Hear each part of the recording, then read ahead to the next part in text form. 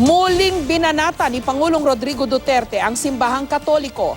Hindi raw kasi tumitigil sa pangingialam ang simbahan. Kamakailan nagsalita ang ilang obispo hinggil sa madugong kampanya kontra droga. May report si Joseph Morong.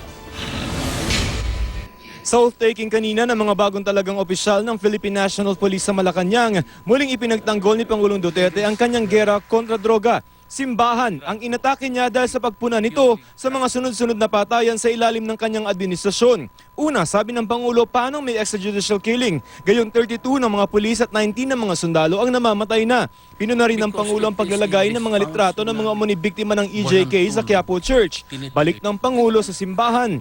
Yak-yak ng yak-yak.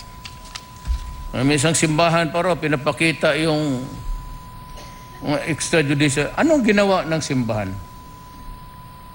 Kayong simbahan ng Katoliko, milyon ang kita ninyo linggo-linggo. Sunod-sunod na naging batikos ng Pangulo, wala raw karapatang magsalita ang simbahan dahil hindi naman daw ito malinis. Sira ulo pala kayo. When we were young, sa cabinet members, when we were making confessions to you, we were being molested. Hinahawakan na kami. Kayo, what is your moral ascendancy in the Philippines? Religion? What is the meaning of it? Hindi kayo nakakatulong. Daldal kayo ng daldal. Yung San Pedro ninyo may manok pa. Umakyat yung manok sa langit. Buang kayo.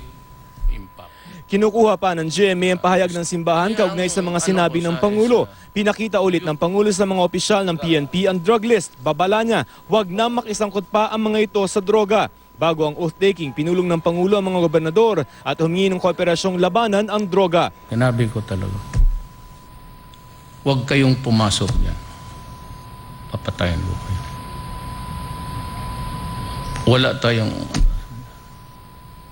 Huwag na huwag kayong pumasok dyan.